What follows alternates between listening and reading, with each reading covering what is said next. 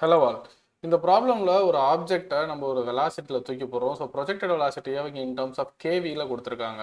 Vertically upward direction from the ground in to the space அப்படின்னு. So ப்ராக்கெட்டில் இந்த K less than ஒன்னு கொடுத்துருக்காங்க.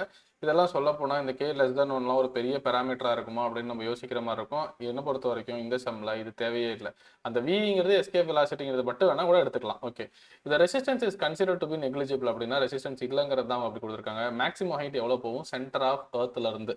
ஸோ நார்மலாக இது எனர்ஜி கான்செப்டில் ரொம்ப ஈஸியாக போடலாம். Initial energy is equal to final energy. ஓகேவா? இனிஷியல் எனர்ஜி கண்டிப்பாக ஒரு வெலாசிட்டி இருக்குமா, தட் இஸ் ஒரு கைனடிக் எனர்ஜி இருக்கும். பொட்டன்ஷியல் எனர்ஜி என்ன? Potential energy formula -gmm/r. இது சர்ஃபேஸில் வச்சு ஒர்க் பண்ணுறோம். ஆமாம் தானே? நான் ஏர்த்தில் இருந்து சர்ஃபேஸில் இருந்து தான் தூக்கி போடுறேன். அப்போது ஆர் தான் ரேடியஸ், அதுதான் பொட்டன்ஷியல் எனர்ஜி. மைனஸ் எப்பயுமே கிராவிடேஷனல் பொட்டன்ஷியல் எனர்ஜிங்கிறது ஒரு அட்ராக்ஷன் ப்ராப்பர்ட்டியாக இருக்கும். கரெக்டு தானே? அதனால அந்த மைனஸ் யூஸ்வலாக நம்ம அப்படி எடுத்துக்கலாம். So in general potential energy is equal to -gmm/r. ஓகேவா? எஸ். ஸோ இப்போ நான் ஒரு பர்டிகுலர் ரீஜியனில் போய் அந்த இடத்துல நின்றுட்டாங்க. மேக்ஸிமம் ஹைட்டில் வெலாசிட்டி என்ன? 0. அவங்க எஸ்கேப் வெலாசிட்டி தாண்டி போகுதுன்னு சொல்ல எவ்வளோ தூரம் போகும்னு தான் கேட்டிருக்காங்க. அப்போ சென்டர் ஆஃப் எர்த்ல இருந்து ரொம்ப important, maximum height from the centre of the எர்த்னு கேட்டிருக்காங்க. அப்போ நான் அதை ஃபுல்லாகவே ஹெச்ன்னு அந்த வேல்யூ எடுத்துக்கிறேன். ஒருவேளை நீங்கள் சர்ஃபேஸில் இருந்து ஹெச்ன்னு எடுத்தீங்கன்னா ஹெச் பிளஸ் ஆர்னு ஒர்க் பண்ணணும். ஸோ அப்படி எடுக்கிறது தப்பு, கஷ்டம். தப்புன்னு சொல்ல முடியாது, கஷ்டம்.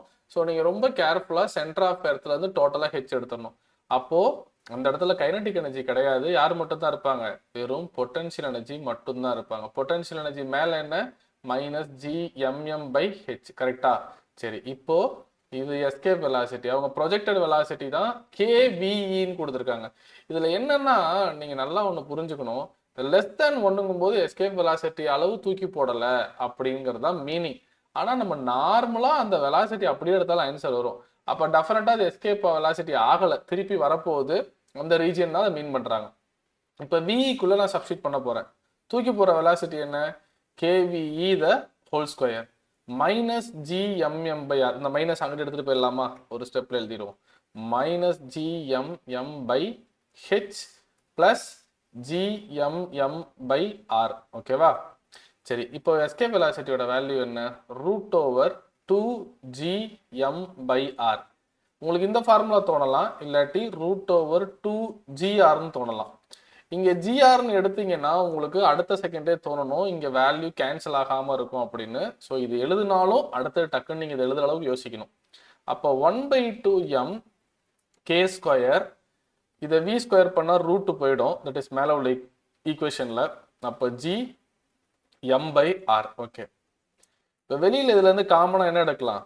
G_M வெளியில காமனா எடுத்துருவோம், பிளஸ் வச்சுக்கோங்க, -h plus 1/r. ஓகேவா? இப்போ gmm, இங்க ஒரு G, M, m கேன்சல். அப்புறம் இங்க ஒரு 2 மிஸ் பண்ணிட்டேன் பாருங்க, இங்க ஒரு 2 இருக்கு. ஸோ அந்த 2 இங்க வந்துடணும். கரெக்டா? அந்த 2 இந்த 2 கேன்சல். ஸோ இப்போ லெஃப்ட் சைடு யார் இருக்காங்கன்னா வெறும் k² மட்டும்தான் இருக்காங்க.